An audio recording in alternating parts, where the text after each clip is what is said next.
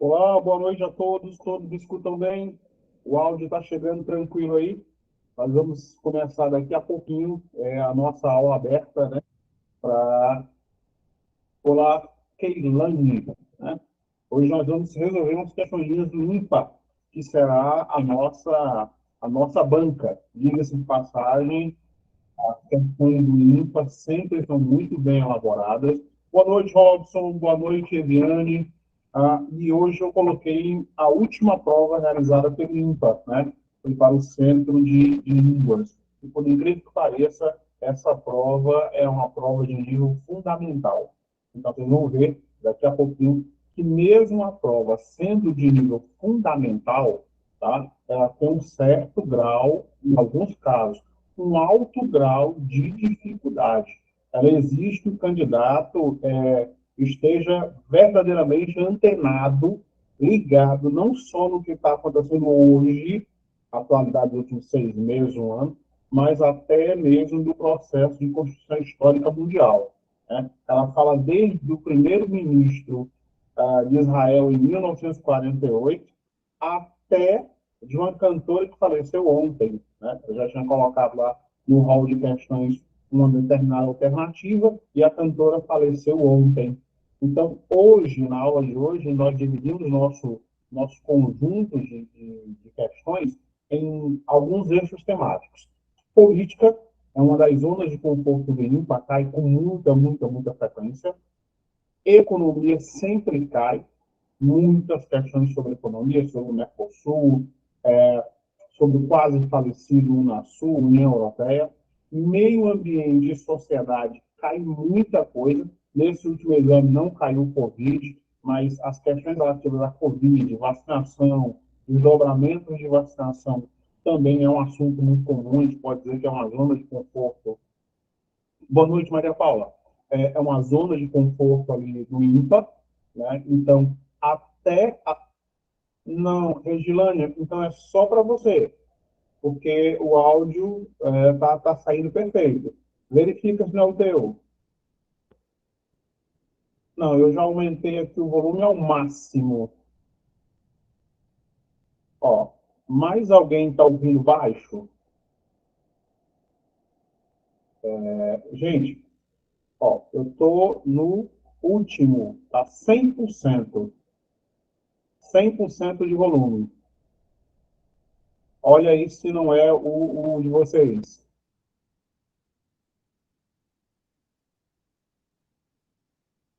Ó, a Regilane saiu e entrou novamente, e aí o som se estabeleceu. Estabeleceu. Dá uma olhadinha, se não é. Beleza, tranquilo. Pronto, ó, o Glauber está dizendo que está ok. Então, nós dividimos o grupo de nossas questões, né, uma aula aberta, então dividiu em política, sociedade, tecnologia e caiu muita, mas é muita questões, no último exame caiu muitas questões dos aspectos culturais. E o problema dos aspectos culturais, quando a banca é limpa, né, o edital já está aí no meio da rua, o edital ele não delimitou uma data, ele não fechou uma data. O que é comum a gente ouvir nas redes sociais, na internet, em grupos de WhatsApp? Especialmente professores de atualidades.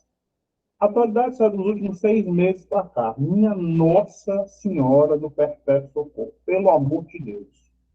Só será a atualidade dos últimos 6 meses, 3 meses, 2 meses, um ano, se isso estiver estabelecido no edital, ipsilíteris, letra por letra, se tiver lá no edital, a atualidade dos últimos 6 meses de eventos ocorridos no Brasil e no mundo, e especificar as áreas, como aconteceu com outras bancas, Muito recentemente em Fortaleza, nós tivemos um concurso da Guarda Municipal de Fortaleza. E a banca estabeleceu assim a atualidade dos últimos 6 meses de fatos ocorridos no Brasil. E mesmo ela tendo feito isso, ela colocou uma questão sobre uma variante da Covid. E essa questão nós entramos com recurso, e essa questão foi anulada. Por quê? Porque a banca que estabeleceu o edital feriu o próprio edital. Então, nós temos que ter muito cuidado ao se abordar essa temática, presa a essa temática. Ah, e a atualidade só pode ser nos últimos 6 meses, não, quem define isso é a banca. Só pode ser no último ano, quem define isso é a banca. E nunca, nunca, nunca, não, você ouviu 3 vezes, não é eco, não. Nunca será o pingo do i. Sempre será alguma coisa relevante, importante. Aí, às vezes, cai uma coisa com cara de especificidade. Cai. Mas aí depende muito de quem está elaborando a questão. Depende muito do elaborador da questão. Às vezes o maluco lá tá, levou um chifre, tá chateado, sei lá com o quê. Eliane, pode ser o seu áudio, Eliane. Sai aí e entre de novo. Reclamaram do áudio, viram que era justamente isso. Veja aí. Que algumas pessoas disseram, o áudio está baixo e tal. Coloquei no volume máximo e aí deu certo para muita gente. Galera aí da coordenação, como é que está o áudio? Me dá um feedback. Tem alguns alunos aqui falando que o áudio está baixo. Eu não sei, já uso o de lapela para evitar justamente que o áudio fique baixo. E aí, tá tudo ok? Quem tinha falado que o áudio estava baixo saiu e voltou? Melhorou o áudio aí? Ó, para a da Alva ainda está ruim. Para o Sebastian, está normal. Ó. Gente, de qualquer forma, vai estar aí na plataforma do curso. Tranquilo? Pois vamos lá, pau na máquina. Deixa eu abrir aqui para vocês, apresentar aqui para vocês é, como nós estabelecemos, como nós dividimos aqui as nossas questões do IMPA, que é a nossa banca. Cadê? Prontinho. Olha só. A única preocupação que eu tenho, de fato, né, é que ela é muito longa, né? O nosso edital ele ficou extremamente longo. O edital saiu agora em julho e a nossa prova será em novembro. Então, até lá, existe uma quantidade absurda de assuntos que podem ser inseridos na nossa prova. Então, nós começamos aí com a política nacional e com a política internacional. Você vê aqui na imagem, eu coloquei aqui alguns, algumas bandeiras conhecidas, né? Aqui, ó, Reino Unido, Estados Unidos, bem por aqui assim, e tal. Deixa eu ver se tem a mesa digitalizadora aqui. Prontinho, para inverter aqui para ficar mais fácil o manuseio. Prontinho. Agora sim, Estados Unidos da América, Reino Unido, Brasil, Espanha, Alemanha, né? México, bem aqui, ó, México colado nos Estados Unidos e tal, né? Para nós vermos as questões de ordem política nacional e mundial. Muito cuidado nesta hora, eu sempre falo com alguma frequência, muito cuidado quando se vai analisar as questões de caráter político, para que nós não deixemos que a nossa ideologia, a nossa formação política atrapalhe o entendimento das questões. Muita calma nesta hora. Vou, inclusive, voltar aí para vocês. Olha só. Bora, PowerPoint. Prontinho. Olha lá. Resultado. O que eu penso politicamente é a minha opinião. Ponto. É de direita, de esquerda, de centro. Isso não significa dizer que a banca, o certame, o concurso que foi organizado, vai respeitar a sua opinião. Existe uma lógica própria, que é o cara que elaborou, se é de direita, se é de esquerda, também questões de concurso público, que foram feitas só para elogiar o Jair Bolsonaro. Outras questões de concurso público, e até de vestibulares, que foram feitas só para elogiar o Luiz Inácio Lula da Silva. Uma questão, inclusive, da UES. né? A UES, que é também uma organizadora de concursos públicos, né? Vai, inclusive, abrir um edital agora para professores da área indígena, né? Se você é da área de educação, de repente pode ser uma. A banca organizadora é a UES. E a UES tem um problema muito sério, que é a dificuldade de acatar recursos. A questão, às vezes, é mal elaborada, a questão está mal feita, ou interpõe recurso e a UES não acata. Não só não acata, quanto não apresenta a justificativa. Simplesmente, recurso não procede. Acabou-se. E ela é soberana, e aí deixa por uma questão perdida. Mas não é o nosso caso, é o ímpar, tá? Eu vou colocar agora as nossas primeiras questões de caráter político. Ah, eu detesto política. Eu também detesto política, porque eu estudo política. Né? Para quê? Para não cair nessas conversas. Olha só, vamos meter a sola agora no primeiro rol de questões, vamos desmantelar as questões de ordem política, começando principalmente com a nossa. Opa, não é essa daqui, perdão, é essa daqui. Tá? A nossa política nacional. Olha só. Primeira questãozinha é aparentemente fácil.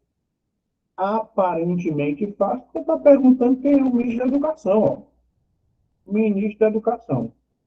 Se você não é do Ceará, se você não é cearense, você ainda tem uma desculpa. Não, não sou do Ceará, eu não faço a menor ideia que o ministro da Educação é cearense.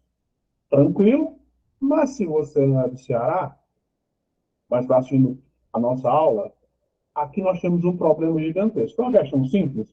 É, aparentemente, uma questão simples. Mas aí, ela está abordando o ministro da Educação. O problema, nós temos atualmente 37 ministérios.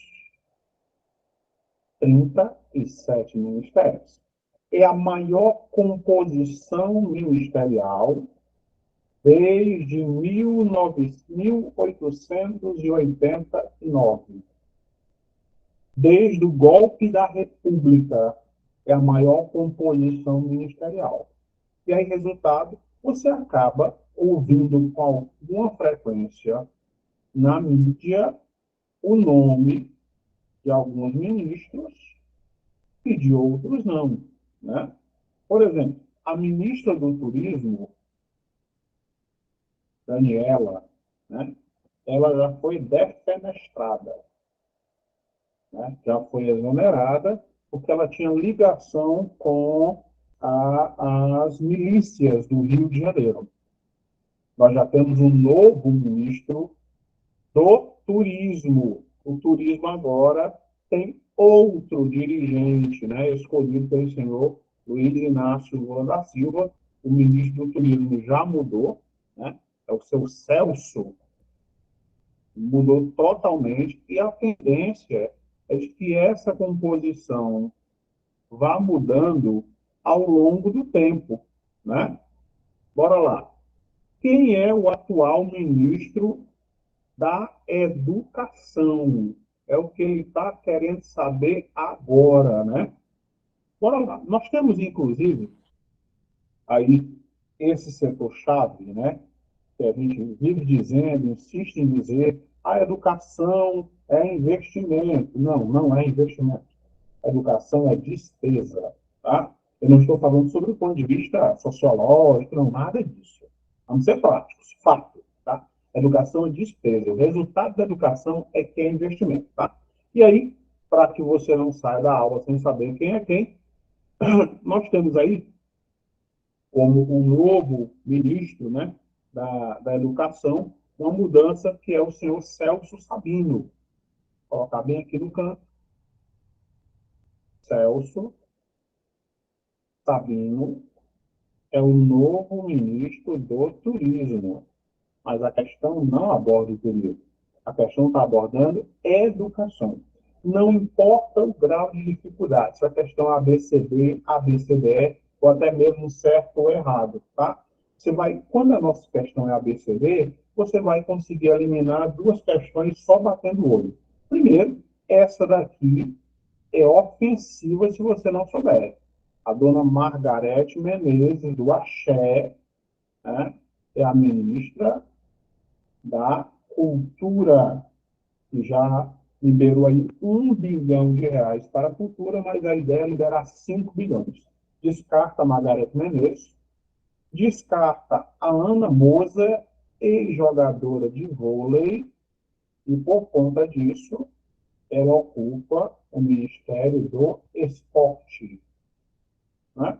E o senhor Carlos Lupe, que já ocupou a Previdência, ocupou em gestões passadas a Previdência.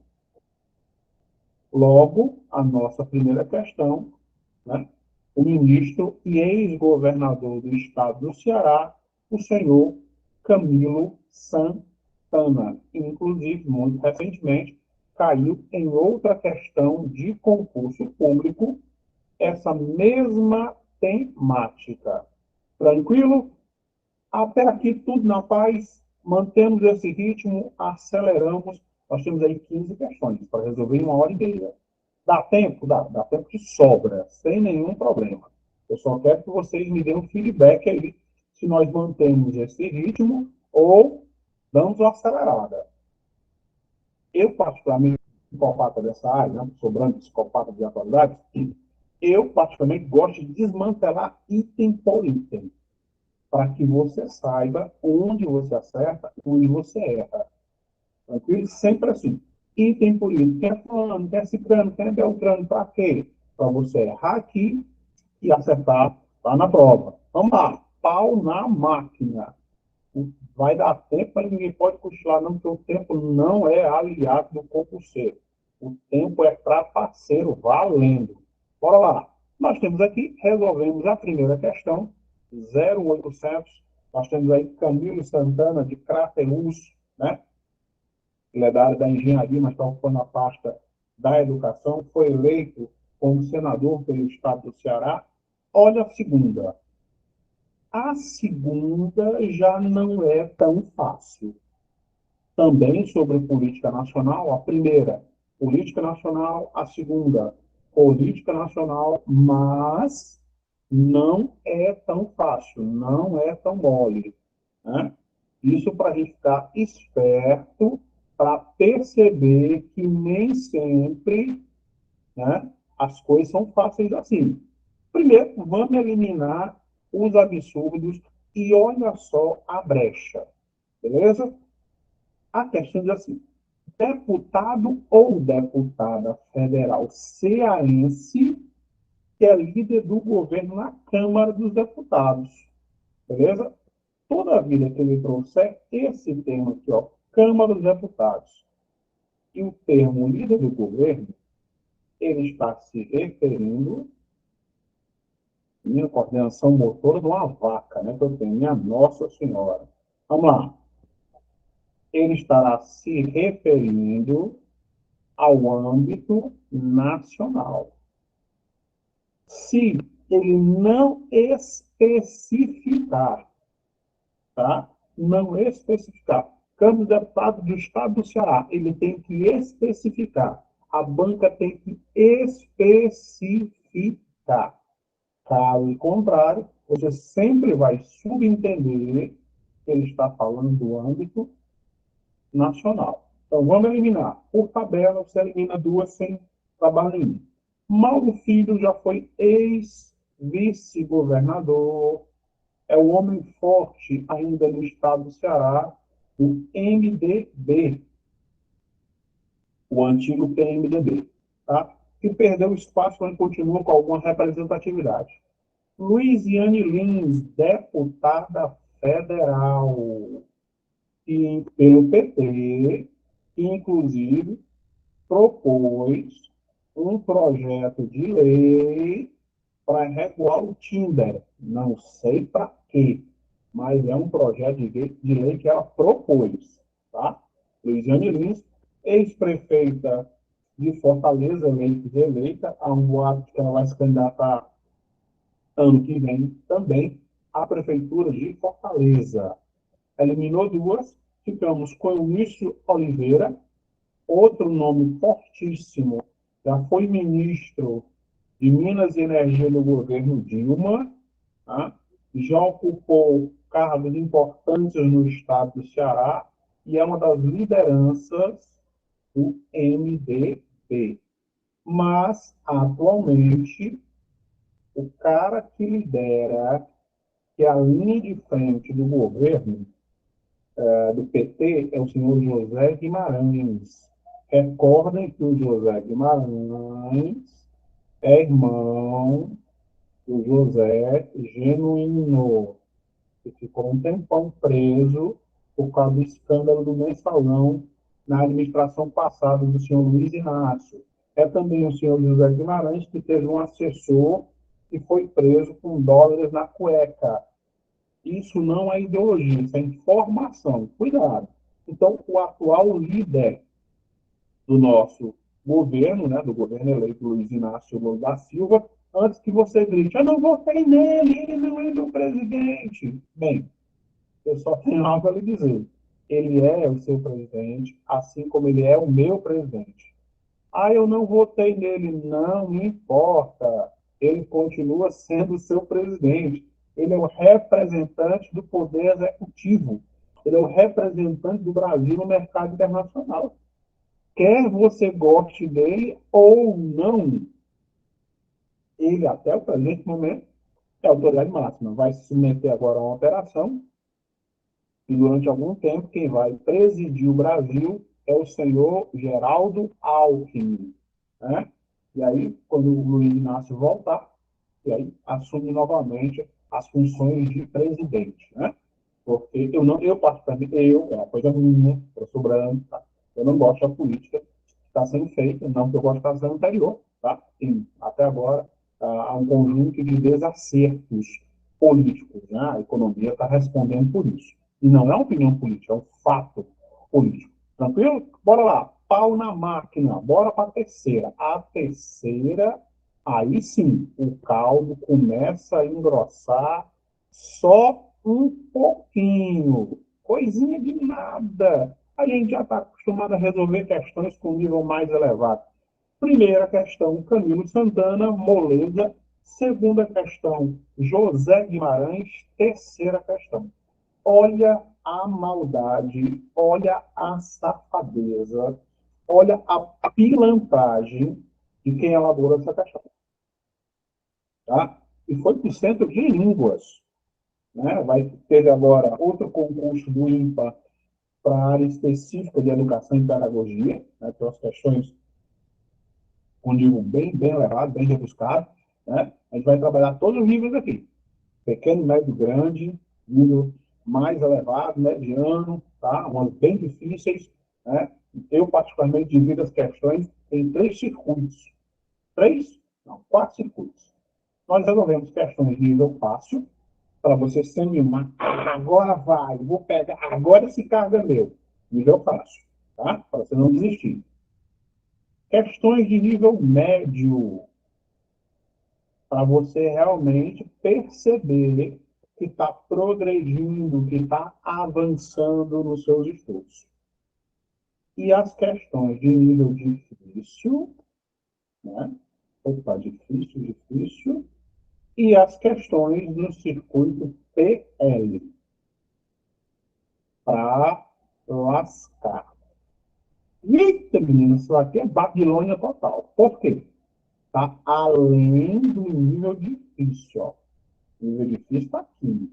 A PL está um pouquinho mais. Por que isso? Porque nós não sabemos em qual grau e qual será a distribuição das questões. Pode trazer 2 fáceis, 3 fáceis, 4 fáceis, pode trazer 5 difíceis.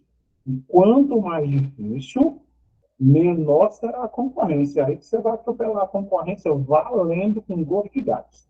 Olha, essa terceira questão exige que você conheça e bem a política cearense. Cearense. Deputado federal cearense mais votado nas eleições de 2022, ó. Em outubro do ano passado, 2022, nós tivemos a eleição apocalipse. a eleição do fim do mundo. Não, não é invenção minha. Isso foi um jornal de Portugal que chamou as eleições do Brasil no ano passado as eleições do fim do mundo, né? Dada a sua polaridade, dada a sua importância. Tem gente que até hoje está intrigado, está sem falar com familiar por causa das eleições passadas. Você vê como isso mobilizou a sociedade brasileira. Mas olha só, deputada federal cearense mais votado nas eleições de 2022. Elimine os absurdos, o que sobra é a nossa resposta. Tá? De antemão, não é uma questão fácil.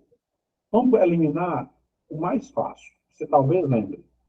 Ex-ministro da Dilma, deputado federal desde 2011 pelo PDT. Tá? O André Figueiredo, que já teve vinculado no Ministério dos Esportes, inclusive. Tá?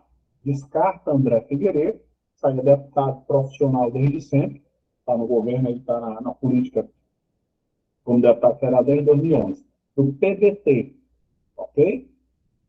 Elimina também o item B, Sérgio Sturras, muito conhecido. A principal área de atuação dele é a causa animal, programas de castração, as leis estaduais de proteção aos animais, né?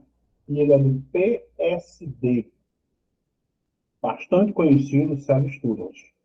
Tá? Eliminei duas. Não foram esses dois os mais votados. E a Daiane do Capitão, né? Eu não sei se vocês já viram a Daiane do Capitão. Eu vou até sair daqui para comentar esse fato com vocês. E aí depois a gente volta aqui para a nossa questão. Né?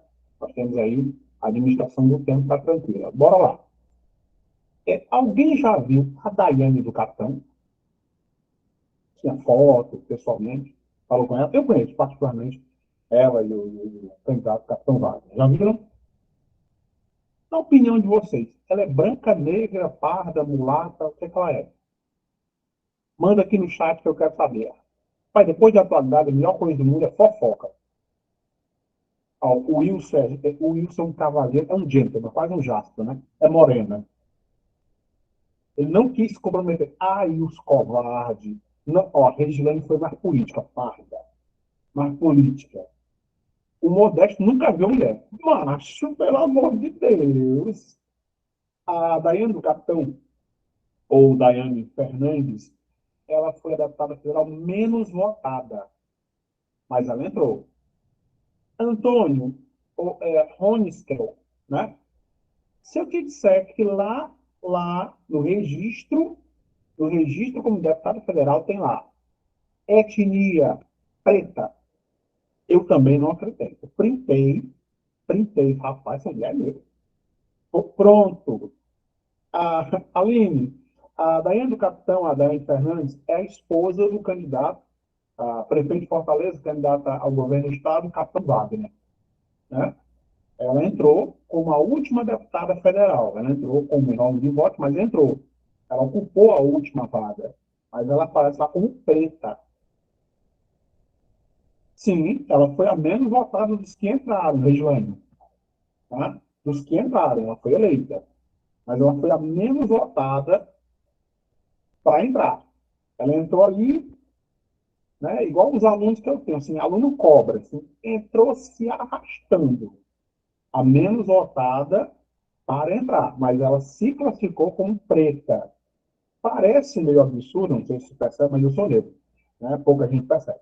A resultado, parece absurdo, mas no Brasil o preto, o negro ou o pardo, ele existe mediante autodeclaração. Olha o problema político aí, né? Você pode ser loiro do olho azul com sobrenome alemão. Mas se na forma da lei você se autodeclarar preto, preta, ou negro, ou parda, na forma da lei você é. preto, negro ou pardo, né? Coisa do sistema de cotas. E ainda há em trâmite uma proposta para mais um novo sistema de cotas, que é o sistema de cotas para os transexuais. Sim, sim, sim. Antônio, mesmo tendo as questões fenóticas, tá? Mesmo a comissão se instalando para verificar essa questão do sistema de cotas, isso existe mediante a autodeclaração de acordo com o Estatuto da Igualdade Racial de 2010. E o sistema de cotas atual para concurso público, que é 20%, tá? Deverá existir só até ano que vem. Mas, muito provavelmente, ele vai ser prorrogado. Beleza? Mas vamos lá, vamos detonar essa terceira questão. Porque, senão, daqui a pouco eu não consigo resolver minhas questões. E aí não existe isso, né? Eu já não faço gabarito. E muito, Antônio, para ontem essa fiscalização, para ontem.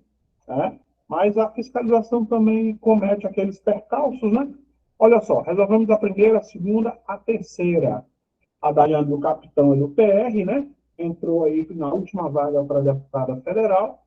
E aí a nossa questão, ela é respondida a partir do senhor André Fernandes, que está, inclusive, na comissão da CPMI do 8 de janeiro. Ele não preside a comissão, né?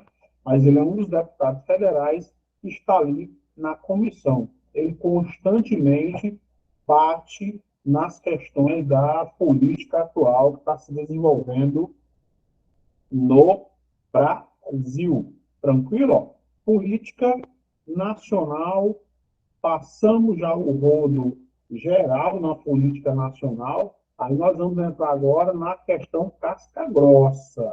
Aí vocês vão ver que o INPA não é essa moleza que tem gente pintando que é, tá? É longe. Olha essa questão sobre política internacional.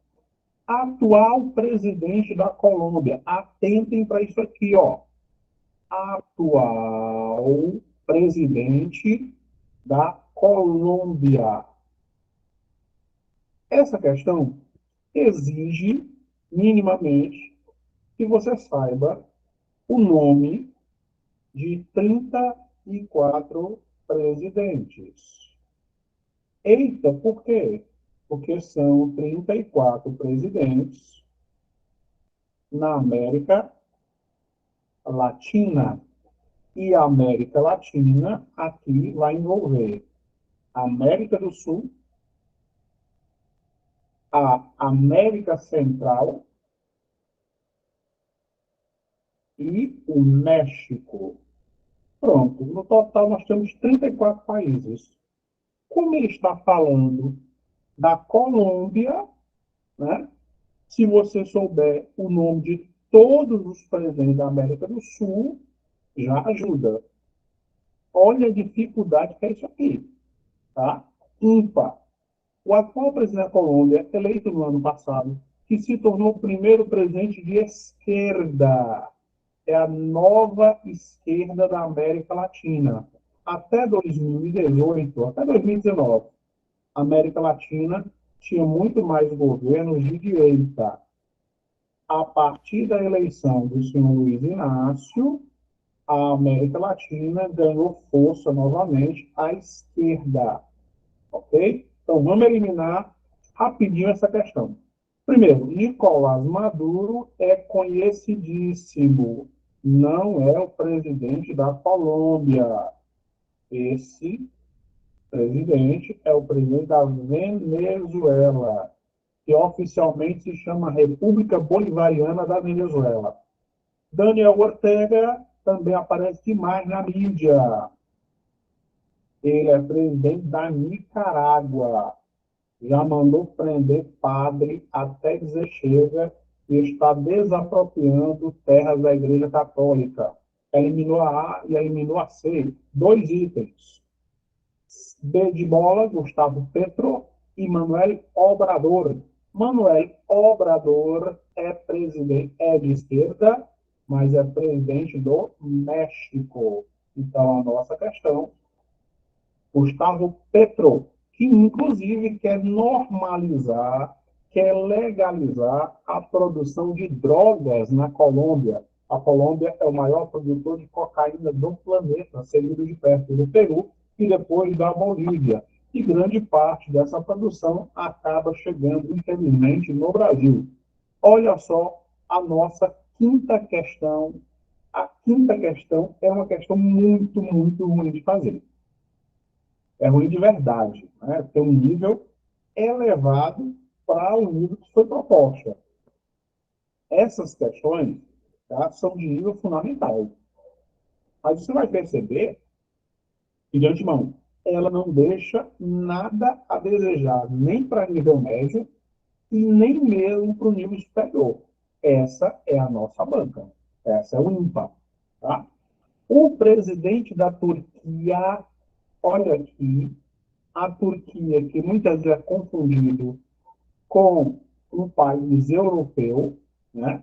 Porque ela tem duas capitais. Ela tem do lado asiático Ankara e do lado europeu Istambul, né? Duas capitais importantes. Essa é a Turquia. E a Turquia está estrategicamente localizada entre a Europa, entre a Ásia e até mesmo entre a África.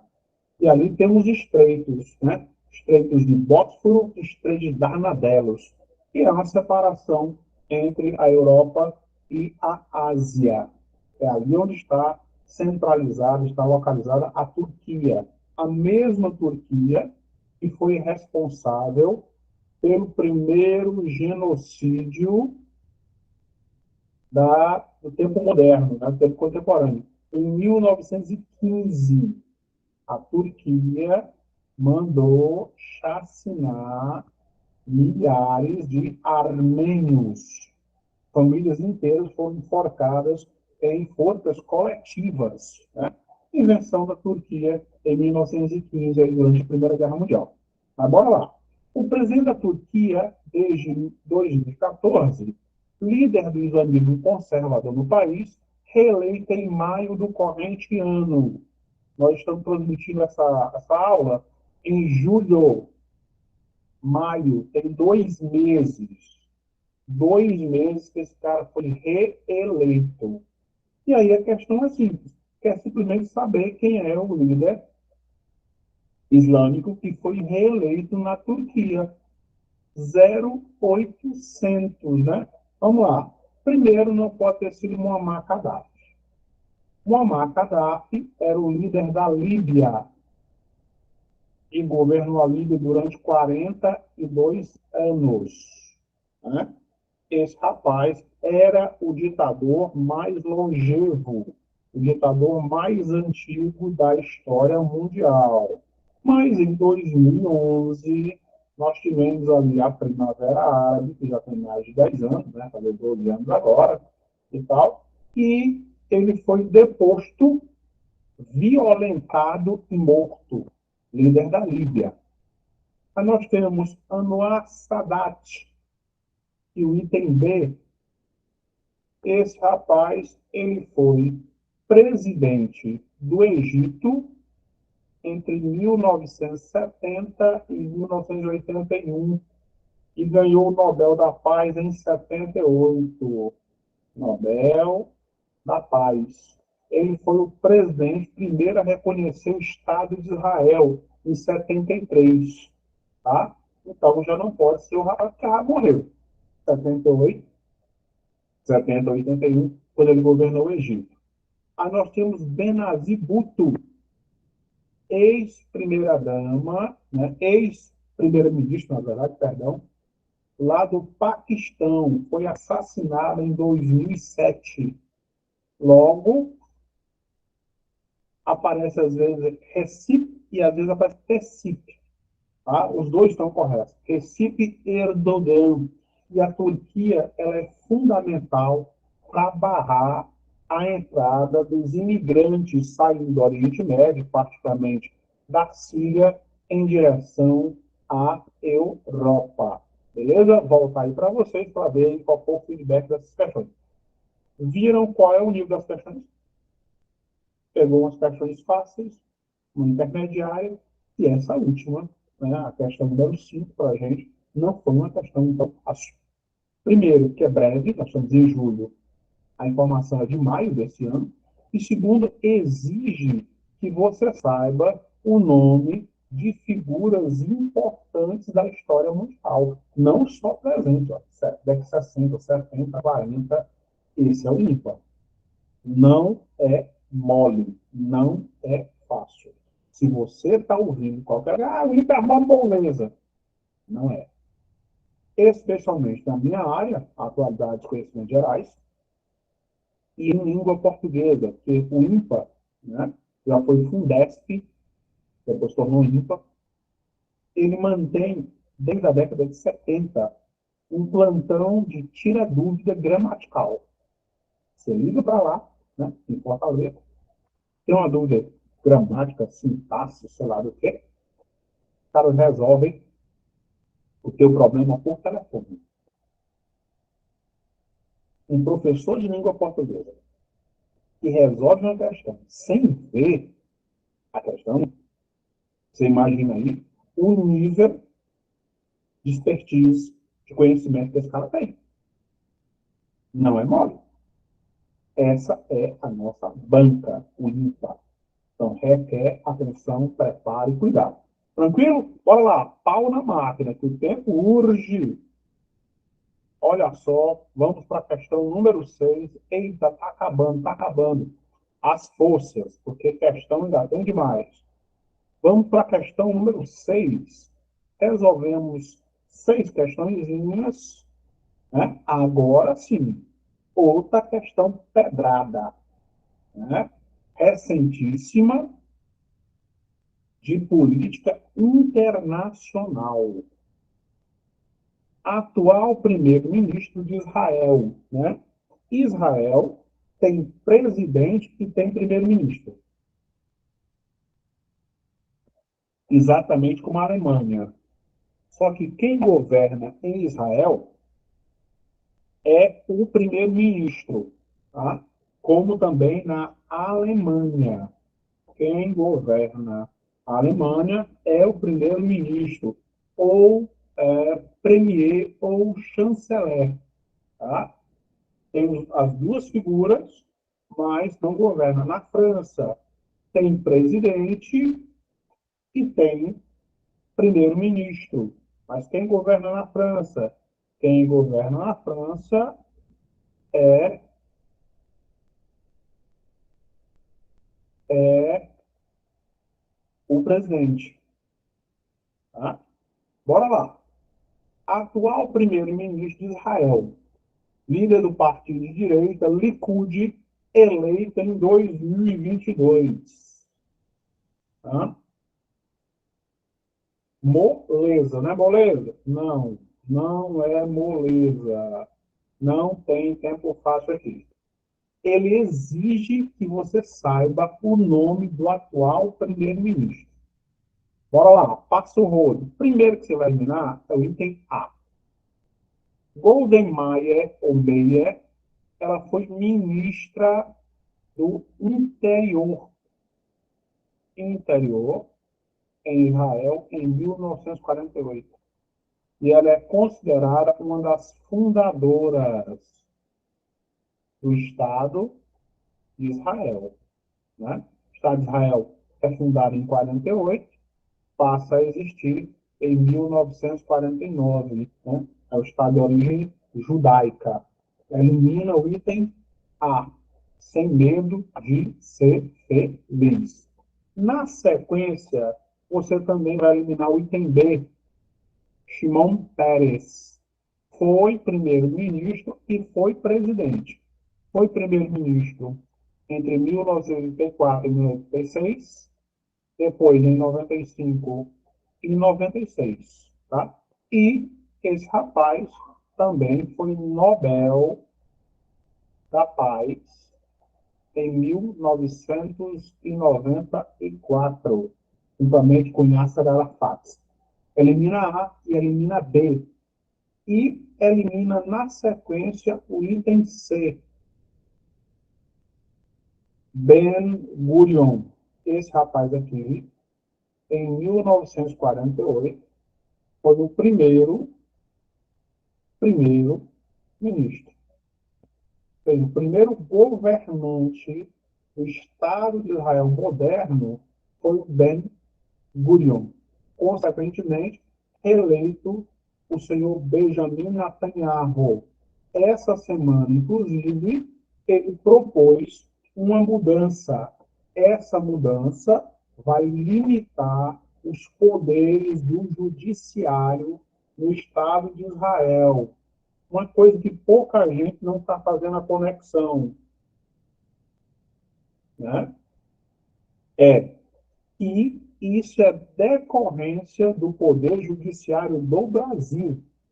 O nosso Poder Judiciário está fazendo coisas que ferem a Constituição, isso virou vitrine para o mundo. Por isso, vários países estão revendo os poderes do Judiciário, os limites do Judiciário em aspecto mundial. Questão número 6, D de dado. Olha a questão número 7. Questão número 7 é uma questão de caráter político e de caráter social. Vou ler a questão e volto aí para vocês. No ano passado, 2022, a Suprema Corte Americana decidiu que nos Estados Unidos o aborto, um tema polêmico. E eu volto para vocês para discutir uma questão bem básica. Meus caros alunos, existe algum assunto tabu? Existe algum assunto que não possa ser cobrado em provas? Não, essa questão eu não posso cobrar porque vai falar mal do presidente. Pode ser assim? Não, essa questão eu não posso cobrar porque é uma questão que vai mexer com determinado segmento social, o grupo LGBTQIA+P. Não, eu não posso falar dessa questão, porque essa questão está usando um termo que já é considerado racista. Não existe assunto tabu. Todo e qualquer assunto pode ser cobrado nas provas, no nosso certame. Vai sempre depender da importância e da relevância desse assunto. Por exemplo, esse assunto é o aborto. Né? O aborto nos Estados Unidos. Os norte-americanos são uma república confederada. Né? Confederada. Reza a lenda, pesa a lenda, a gente acredita nisso, né? De que o Brasil é uma federação, República Federativa do Brasil. Ok, senhores, o Brasil não é uma federação de verdade. Não é um Estado federativo. Por quê? Porque nós estamos à mercê do governo federal. Né? O governo federal impõe, manda sobre o Estado sobre o município. É a estrutura hierárquica governamental. Isso é tranquilo. Nos Estados Unidos da América, os 50 estados americanos, incluindo o Havaí e o Alasca, que é uma federação, alguns estados, 14 estados, têm pena de morte. Pena capital. 14 estados. Tá? E a idade penal vai variar de estado para estado. O estado começa com 13, outros com 14. Né? A idade penal brasileira é 18. Ah, mas tem um menor infrator não comete um crime, é ato infracional. Tanto é que não existe histórico penal desse menor, não há uma progressão penal que ele cometeu antes dos 18 para a idade de 18. Não existe isso no Brasil. Né? A idade penal é variante, a Suíça é 9 anos, o Irã é 8 para mulheres e 15 para homens. A Bolívia, vizinho do Brasil, é 16. E por aí vai. E aí a questão que eu voltei para você para perguntar, que eu gosto de ver o papinho pegando fogo. Aborto no Brasil é crime? É legal, ilegal ou descriminalizado? Responda aí no chat. Legal, ilegal ou descriminalizado? Ou não pode acontecer de jeito nenhum? Porque os americanos são um estado, é uma confederação, e essa confederação é ilegal. Em todos os casos, Regiane, de acordo com a Kenia, é legal. A Thaís só tem mulher respondendo, cadê os homens, né? Cara, os homens matam de vergonha, velho. Os homens tudo calados, ninguém quer se pronunciar. Todas as mulheres estão respondendo aqui. Então não é ilegal, né? Não é ilegal. É descriminalizado em situações específicas. 3 situações específicas: estupro seguido de gravidez, risco de morte para a mãe ou anencefalia. A criança se formou sem cérebro. 3 casos específicos: estupro, risco de morte e anencefalia. Fora esses casos, crime. Até hidrocefalia, criança com a cabeça cheia d'água. Há um tratamento intrauterino. Se esse tratamento não surtir resultado, aí vai incorrer no risco de morte da mãe. Aí, nesse caso, o aborto poderá ser cometido. Agora, sobre o viés religioso, não é o político, é religioso. A Igreja Católica Apostólica Romana e as demais denominações cristãs, certo? Não aceitam o aborto em hipótese alguma. A Igreja Católica não abre expressamente. Se você é católico, você sabe isso. Tá? Mas isso é o viés religioso. E nós estamos discutindo a questão do viés político.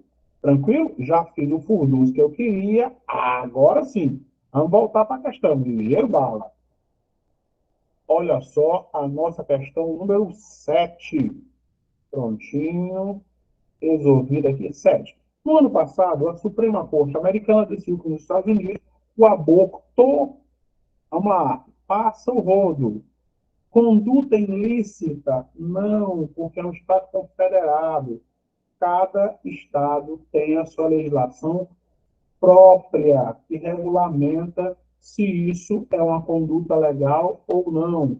Primeiro, pena de morte também não. Apenas 14 dos 50 estados têm pena de morte. Passou a ser usado um crime hediondo? Não. Aqui se aplicava um princípio: meu corpo, minhas regras. Só deixou de ser um direito, né? Um direito. Por quê? Porque existia um clínica de aborto espalhada pelos Estados Unidos inteiro, porque isso era entendido como um direito. Agora deixou de ser um direito, né? Mas as pessoas que se sentirem lesadas ou comprometidas podem ali recorrer sem nenhum problema. Questões políticas, 7 questões. Olha lá, uma questãozinha que eu gosto demais desse cara, infelizmente eu não está mais produzindo, né? Está tendo aí uma doença grave que deteriora a sua mente e, consequentemente, o corpo, o Angelim, né? Eu sempre gostei muito das charges, especialmente das charges políticas. Aí nós temos aqui uma charge ilustrando a sociedade brasileira, né? E aí o cara faz uma piada, né? Porque no Brasil não tem tortura, não tem morte de presos, né? Mas compensação, a estrutura da população brasileira é aquela, de acordo com a charge aqui do Angelim. Olha só a questãozinha fácil. É aquela questão, já vou tomar posse, já vou aqui assumir logo um consignado, já vou começar logo a gastar por conta. Tá? É fácil? É fácil. Mas tem uma armadilha. Olha a armadilha, bem aqui, ó. Recordem que esse programa anteriormente tinha outro nome, né? Era o Auxílio Brasil. Luiz Inácio voltou, sai Auxílio Brasil e mantém-se Bolsa Família, resgata o nome Bolsa Família. Mas estranho, ele resgatou o nome, mas manteve o valor do Auxílio Brasil. Ok? Claro, muita gente perdeu o acesso ao Bolsa Família. E, desde ontem, o Ministério Público Federal definiu que vários municípios vão perder o número de vereadores, porque o número de vereadores ele é proporcional ao tamanho da sua população. Se a população cresce, nós aumentamos o número de vereadores. Se a população decresce, que é o que aconteceu no Brasil em vários municípios, tá? Esses municípios vão perder um vereador. É o que aconteceu, vai acontecer com a Copiara, vai acontecer com Maranguape, né? Que a população é menor do que o que se esperava, mudaria de 17 para 15, de 15 para 13, e assim sucessivamente, né? O mínimo é 9 e o máximo é 55, tá? Bora lá. O valor mínimo pago pelo programa Bolsa Família, ao termo, olha o termo, ó, atualmente, para que você não confunda o atual programa do Bolsa Família com o programa original do Luiz Inácio Lula da Silva, que foi inspirado no programa do Fernando Henrique Cardoso, da Dona Ruth Cardoso. Então, se elimina aqui, é uma questão pontual, também de forma específica, que não se aplica o teorema de Pitágoras, não é 300, não é 400, não é 500, é isso aqui. O problema é que, explicando de uma maneira matemática simples, para que eu possa acrescentar R$ 1 ao salário mínimo, a economia tem que crescer R$ 100.000 para cada real acrescentado. Então, quando nós pulamos de R$ 200 do Bolsa Família para 600, né, reais, isso gerou, não é 600 mil, não, 600 reais, né? 600 reais, isso gerou um rombo tremendo. Tanto é que a previsão do déficit para esse ano nas contas públicas é de 145 bilhões. E quem vai pagar esse pato, tananana, somos nós. Nós é que vamos pagar esse pato. Questão de sociedade, outra questãozinha boa, abordando a temática de sociedade brasileira, né? Boa. Secretaria de Educação saiu o edital aí para as escolas indígenas, em vários, com poucas vagas, mas aí está distribuído no estado do Ceará. Se tiver tempo e disponibilidade, a banca é essa.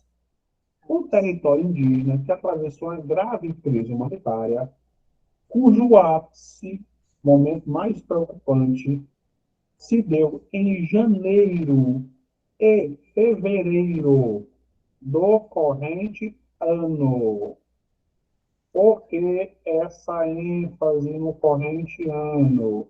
Porque essa mesma tribo indígena, essa mesma região, já enfrentou problemas no passado, em 2003, em 2008, em 2011, tá? Várias vezes. Então, vamos lá. A mídia bateu demais nessa tecla, foi uma questão de repercussão internacional. Então, você vai lembrar de cada. Chucarramãe não foi, né? Ali na região norte, região centro-oeste. Nambiguara, centro-oeste, região norte. Camaiorá, região norte, onde estamos considerando a maior parte dos índios do Brasil. E Yanomami, em Roraima, a maior parte, e também na Venezuela, tá? Venezuela e Roraima. E, ó, Roraima do lado do Brasil e os Yanomami do lado da Venezuela, né? Subnutrição, gripe, virose, morreu vários adultos e várias crianças. Não foi decorrência da Covid, né? Isso aqui foi falta de assistência médica? Não, não foi falta de assistência médica, foi ineficiência. Ineficiência ou ineficácia. Cuidado quando aparecer esses termos, tá? Ineficácia, inoperância. Portanto, se aparecer lá um termo, pega no calcanhar de vocês. O SUS é ineficaz ou inoperante? Sistema Único de Saúde, né? E quem paga plano de saúde paga duas vezes a mesma coisa. Não é assim? Vocês são ricos, têm plano de saúde, vocês estão de gente rica, né? O meu é SUS, seu último suspiro. Quando você paga um plano de saúde, você está pagando duas vezes, dois impostos, duas tarifas, para ter um só produto. Você já paga o SUS, descontado do seu salário e do meu salário. E você, além de pagar o SUS, tem que pagar o plano de saúde. E alguns planos de saúde, na minha opinião, eu já tive plano de saúde, filha tem plano de saúde. Alguns planos de saúde é o SUS com ar-condicionado. Né? No final tem um gabarito, Elisângela. No final já foi produzido o gabarito e a coordenação envia no grupo o PowerPoint com o gabarito no final. Tranquilo? Beleza? Eu resolvo todas as questões no final, já apresento o gabarito. Se você quiser printar no final, também dá certo, se você ficar até o final da aula. Pode ser? Bora lá. Pau na máquina, né? SUS, seu último suspiro. Então, em 2003, nós tivemos crise lá na região dos garimpos, né? Os garimpeiros, as ocupações irregulares, derramando mercúrio nos rios, aí o rio contaminado, contamina o peixe, o índio pega o peixe, se contamina por tabela. Tanto é que vocês têm filhos menores, meu filho já não é menor, não tem mais termômetro com mercúrio. Agora os termômetros são digitais, né? O mercúrio causa contaminação. Tranquilo? Bora lá. Pau na máquina, que está acabando, está acabando. As forças. Sim, só no Brasil ali. Mas os outros sistemas de saúde, o nosso é inspirado no da Suécia. Suécia, Finlândia e Dinamarca têm um sistema unificado de saúde, parecido com o nosso, só que eles funcionam. O sistema americano não é público, é meio a meio. Tá? Meio público e meio privado. Tanto é que se você chegar com um morrendo, está problema sério, no hospital americano, ele até pode lhe atender em cara até emergencial, mas depois ele vai lhe cobrar. Aí eu não tenho dinheiro para pagar, ele toma a sua casa. Aí eu vou morar na rua, vai morar na rua, mas com saúde. Esse é o sistema norte-americano. É a parceria pública-privada. Esses documentários que nós assistimos na escola americana, que é uma beleza, é tudo conversa para boi dormir. O sistema norte-americano, as verbas escolares e hospitalares são distritais. Se o distrito e o conjunto de bairros que existe ali é um bairro bom, trabalhadores, cidadãos e tal, que pagam muitos impostos, o negócio funciona. A gente reclama do SUS, mas vejam só, a minha filha precisou de uma reposição hormonal, certo? Ela tinha puberdade precoce. E a injeção custava R$ 300. R$ 300 por mês. Depois diminuiu para 3 meses. Mas aí tem os leites especiais, tem os remédios especiais, tem o canabidiol. Tudo isso tem banca? Nós bancamos, nós mantemos o SUS, né? Então tem que ter muito cuidado quando falar dessa questão do SUS. Ineficácia, ou seja, não funciona como deveria. Inoperância, não funciona. Cuidado, apareceu o termo ineficaz, ok. Inoperante, não. Inoperante é como se ele não existisse e não funcionasse. Tranquilo? Bora lá, pau na máquina. Tá acabando, dinheiro tá acabando. As forças. Ainda falta questão até dizer chega. Prontinho, nós estamos na questão número 9. Agora já está perto, vamos para a questão número 10. Vimos política, vimos sociedade. Vamos entrar agora nessa doença chamada tecnologia e informação. Thomas Hobbes, filósofo, afirmava, em bom latim, ipsia scientia potestas est. Meu latim está enferrujado, pelo que latim, né? Conhecimento é poder. Quanto mais conhecimento, mais poder. Quem detém a informação tem poder duplicado, triplicado, ampliado de todo jeito, né? Vamos lá. Olha só. Você está vendo aí a chave do Angelim, né? Aí tem Wi-Fi, que é a turma embaixo, da fonte, né? Embaixo da fonte, ou seja, que é importantíssimo, né? Importantíssimo para as redes sociais. Vamos lembrar que a internet ela é qualquer coisa, menos recente. A internet ela foi idealizada em torno da década de 60, 67, 69, com o nome de Globex, pelos militares americanos e pelo setor universitários americanos, né? Pois lá pela década de 80, 1983, aproximadamente, aí ela se torna diabo, diabo, diabo, né? www se torna um caráter comercial, né? E aí vai surgindo as redes sociais, até que em 2004, né? Lá em Harvard, aqui Harvard é com V, Harvard, e lá, que essa escrita, tá?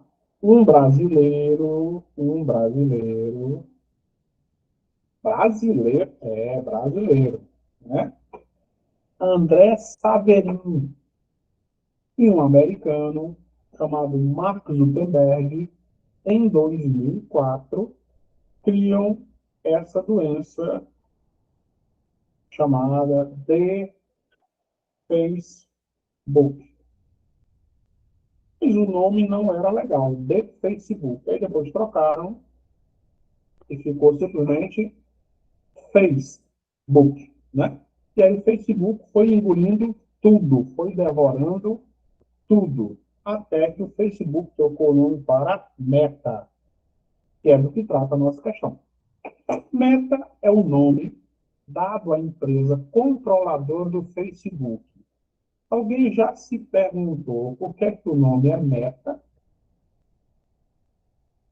Por causa dessa situação, o chamado metaverso,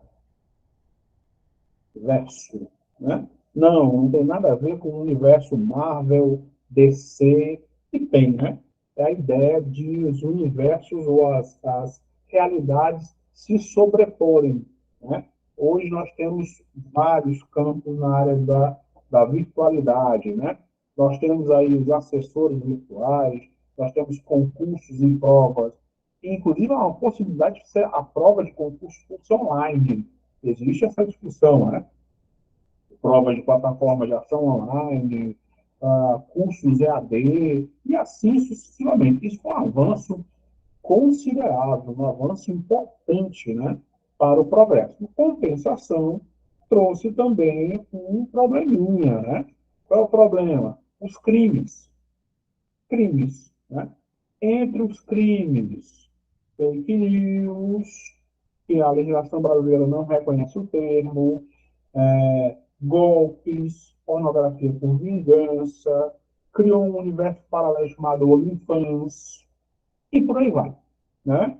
O cyberbullying, os golpes digitais, o Pix, tudo isso. Pontos positivos e pontos negativos. Mas a questão trata o seguinte: Meta é o nome dado à empresa controladora do Facebook e de outros produtos similares. Como? Simples. O que é que está vinculado ao Meta, o que é que não está vinculado ao Meta? Primeira coisa que vai eliminar é o TikTok, que é da China. Os aparelhos da Motorola já vinham, pelo menos já tinham o TikTok instalado. Eu não uso TikTok. TikTok foi banido de 80 países por vazamento de informações de seus usuários. Tá? Elimino também Twitter, que é do senhor Elon Musk, sul-africano. Aí nós ficamos com o WhatsApp, Telegram. O WhatsApp é do grupo Meta, mas o Telegram não. Consequentemente, questão de nível fácil, Instagram e WhatsApp. E agora o Instagram criou um paralelo ao Twitter, ao Trenders, né? Está associado aí, mas tem menos funcionalidade do que o Twitter, diga-se de passagem. Então, questão número 10, uma questão de nível fácil, C de casa. Questão número 11.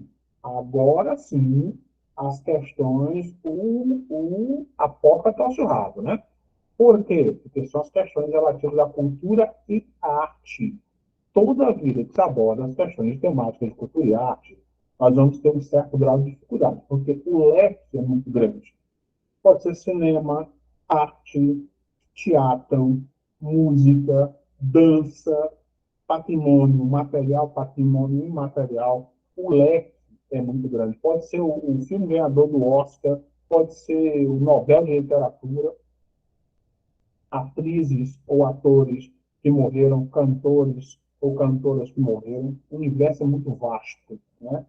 As sete artes, cinema, arte, literatura, e por aí vai. Por isso, e essa é uma das zonas preferidas de conforto do Inton. Então, coloca muitas questões de arte, muitas questões de arte, muita. E toda vida que ele amplia essas questões de arte, de cultura, acaba pegando um ou outro candidato com as calças na mão. Tá? Ok.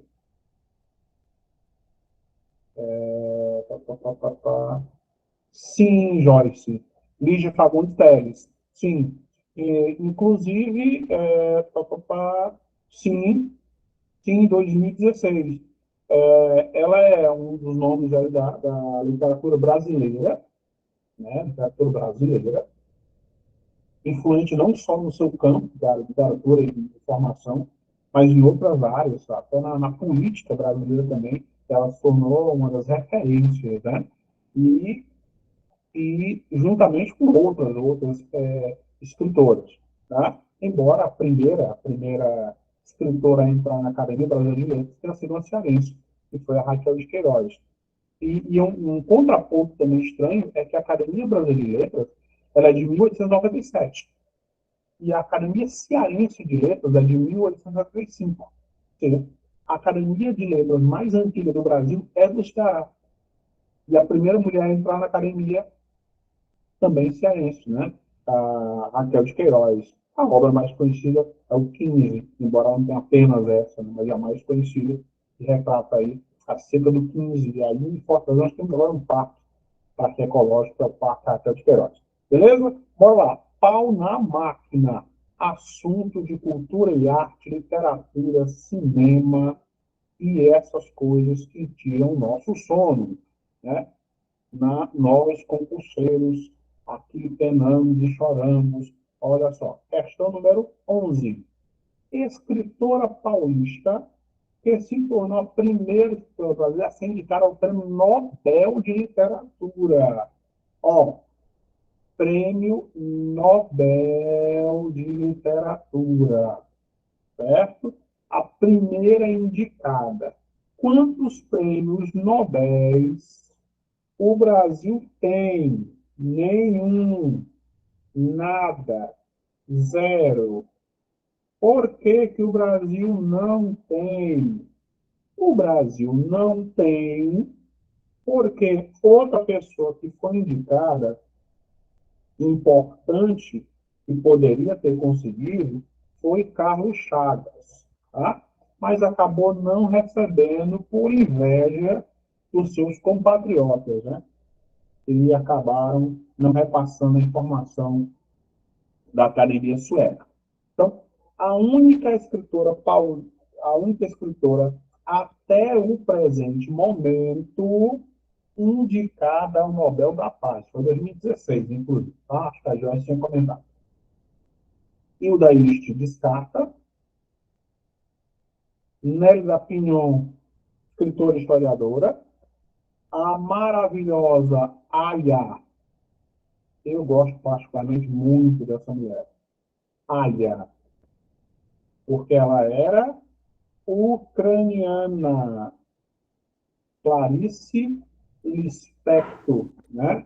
Coração Selvagem, e o livro dela, que todo mundo já deve ter visto em algum momento, A Hora da Estrela, né? Que a personagem é a Macabeia. Mas quem foi indicada entrou na lista, não ganhou, mas entrou na lista já é o reconhecimento gigantesco da qualidade da sua obra, que é a Lígia Fagundes Telles, infelizmente já falecida. Salvo engano, se a minha memória não está no Pessoas, faleceu ano passado. Tranquilo? Olha a 12ª. Minha Nossa Senhora do Perpétuo Socorro. Essa 12ª, quem elaborou essa questão é de uma maldade do tamanho do universo. Primeiro, ele coloca 4 escritoras, 4 autoras, e quer detalhes, quer pormenores para que você possa identificar qual é a escritora. Não é uma questão de nível fácil.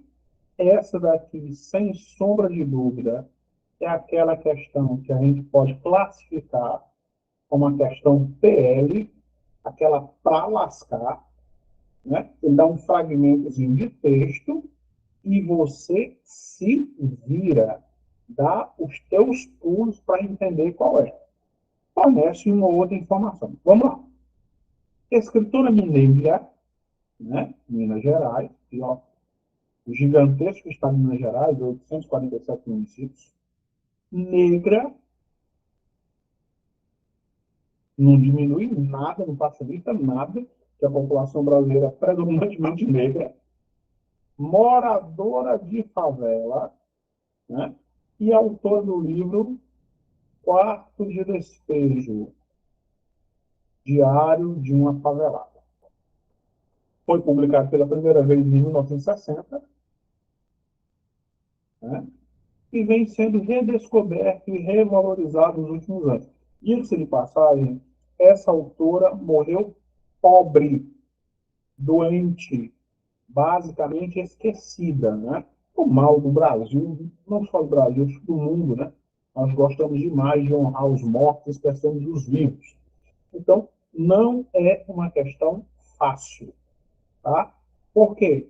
Porque são nomes que nós não escutamos com frequência, salvo se você for da área de educação, for da área de literatura e, se for assim como eu, um psicopata da sua área.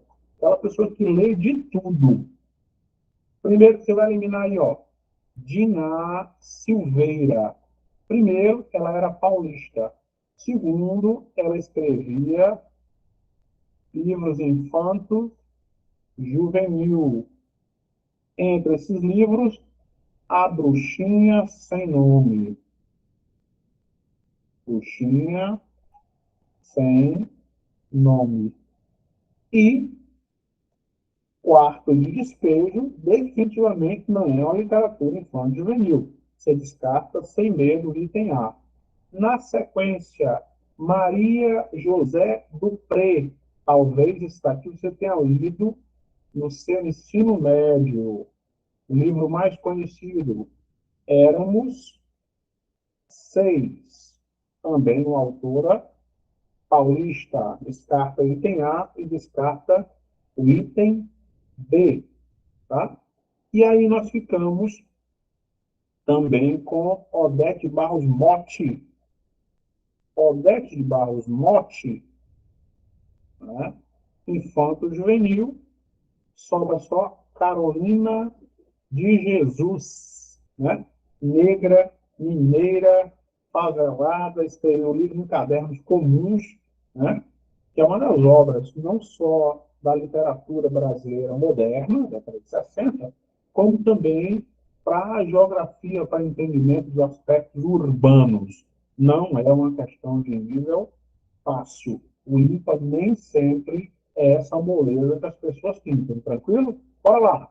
13ª, uma questãozinha também sobre movimento cultural brasileiro.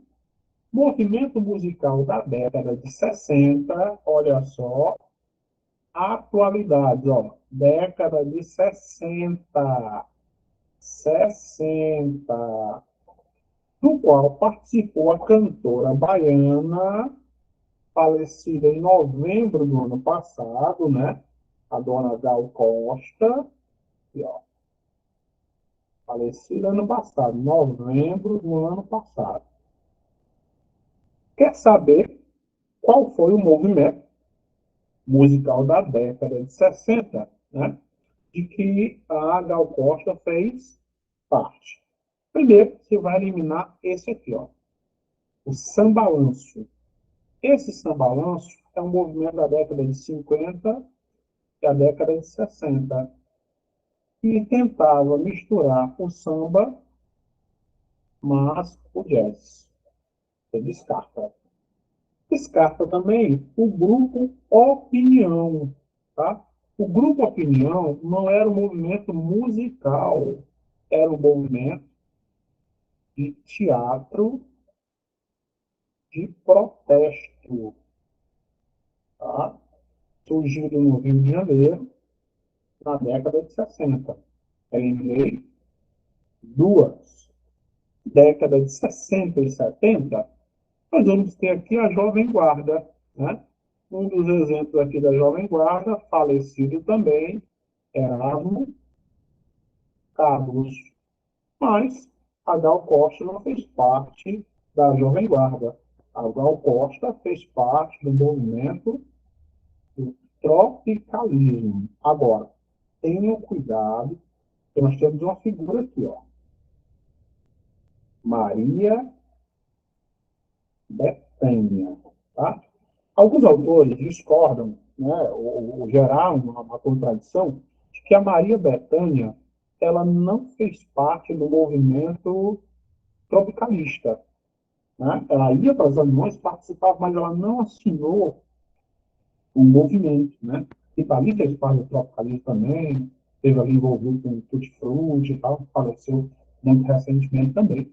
A Rita Lee, né? Os setentões aí estão falecendo, infelizmente. Né? Perdemos já alguns grandes cantores do cenário cultural artístico brasileiro. Mas cuidado, Maria Bethânia participou do movimento, mas não assinou, né, o decreto, o atestado, a formação do movimento tropicalista.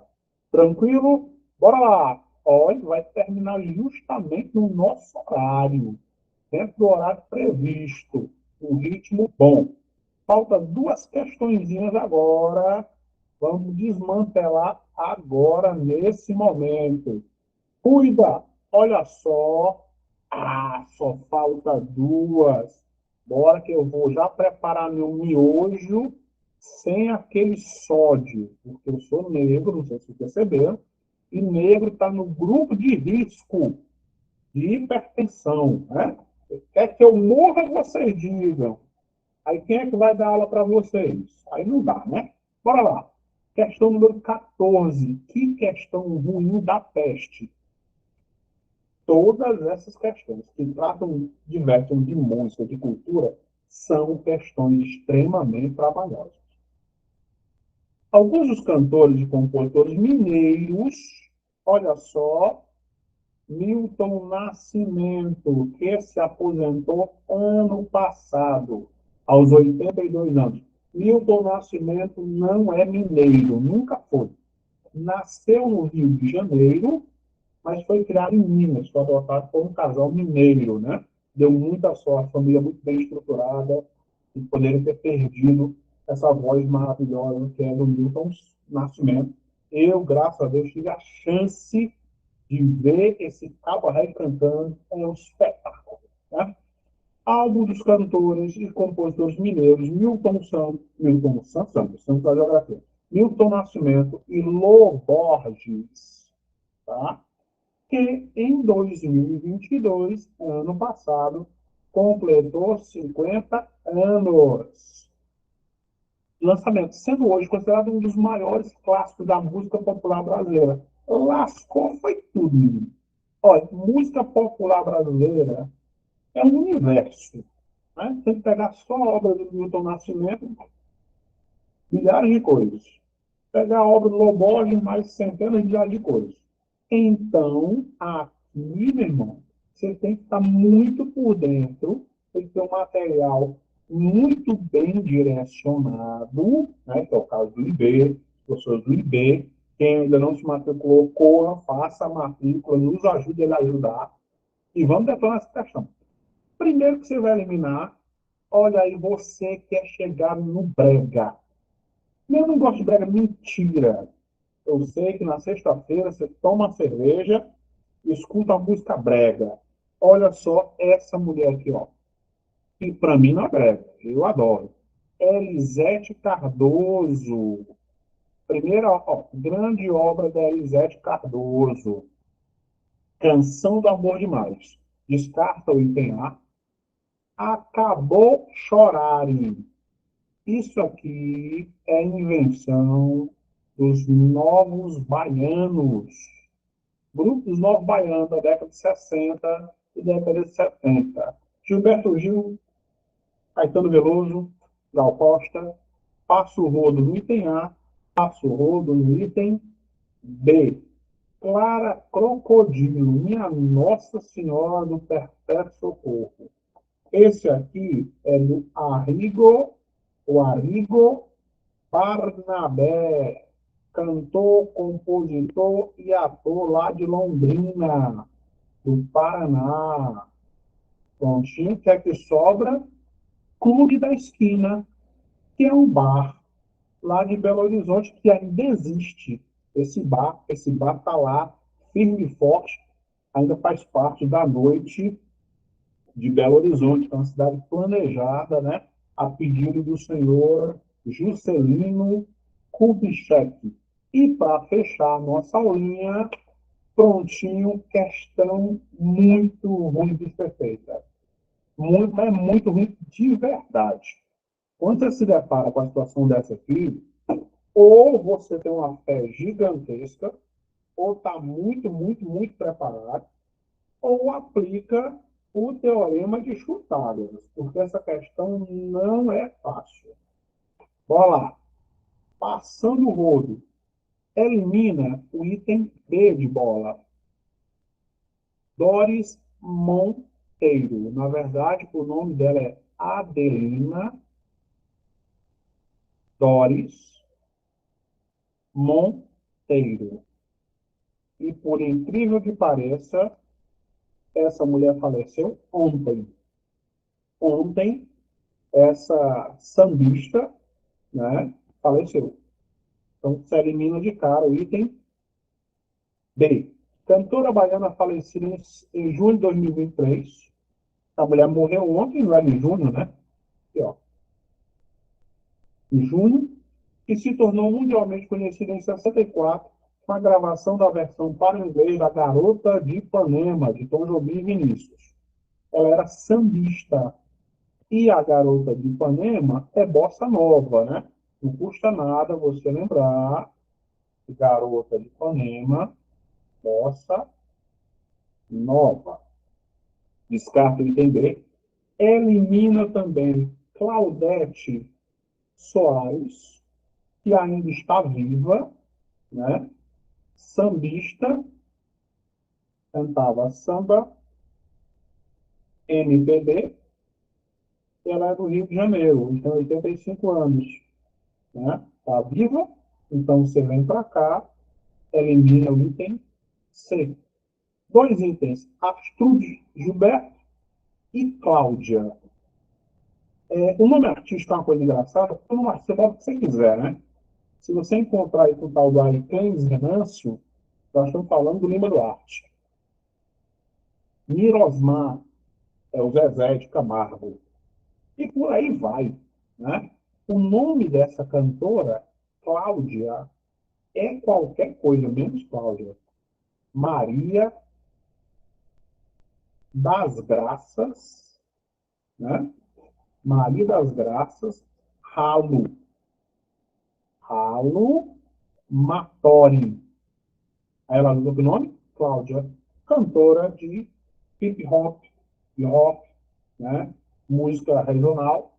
E aí nós temos como alternativa o nosso item A de aprovação. E aí quem tinha pedido o gabarito, ó, no finalzinho, gabarito bem arrumadinho aí, quem quiser printar, a hora é essa, mas esse material já está gabaritado, já está disponibilizado em PDF, a coordenação já vai entrar em contato com vocês, já vai enviar o material para vocês, desse jeitinho que está aí, ó, gabaritadozinho, bem arrumadinho, para não ter blá, blá, blá.